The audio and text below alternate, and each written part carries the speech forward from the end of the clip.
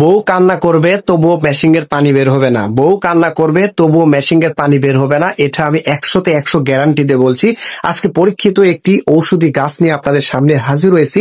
শুধুমাত্র যেভাবে বলবো এইভাবে যদি আপনারা সেবন করতে পারেন, ব্যবহার করতে পারেন, আমি 100-তে 100 গ্যারান্টি দিয়ে বলছি বউ কান্না করতে বাধ্য হবে, কিন্তু মেশিং থেকে পানি এক ফোঁটা বের হবে না। যে বউ আপনাকে করে ঘৃণা করে, যে বউ আপনার সাথে থাকতে চায় না, সে বউ আপনার পায়ে ধরতে চাইবে। কি করতে হবে চলুন আপনাদেরকে বলি। এই যে আমার হাতে দেখতে পাচ্ছেন, এইটা হচ্ছে শিমুল মূলের গাছ। হ্যাঁ, এই শিমুল মূলের গাছটি আপনারা খুঁজে বের করে নেবেন, নিয়ে টান মেরে এই যে মূলটা আছে আপনাদেরকে দেখাচ্ছি, এই মূলটা আপনারা তুলে নেবেন। এটা ছোট গাছ, ওই জন্য গাছের মূলটা ছোট। তো এরকম একটা মূল নেবেন, আর এই যে ডুমুর ফল নেবেন। তো আপনারা কি করবেন, সকালবেলা বাসি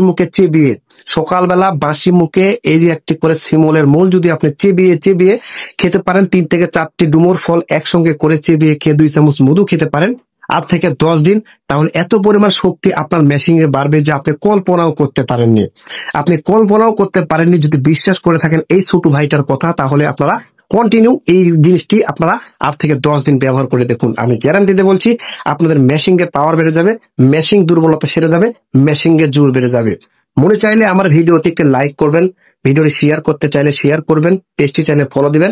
কিন্তু আপনি যে আমার ভিডিওটি এতক্ষণ দেখেছেন এই জন্য আমি অনেক খুশি হয়েছি। আলহামদুলিল্লাহ, আপনি যে যেখান থেকে আমার ভিডিওটি দেখে থাকুন না কেন, সকল ভাই বেড়াদারকে আমি মন থেকে দোয়া করছি আল্লাহ পাক যেন সকলকে ভালো রাখে, সুস্থ রাখে, বিপদ আপদ বালা মুসিবত থেকে যেন সবাইকে রক্ষা করে। ধন্যবাদ।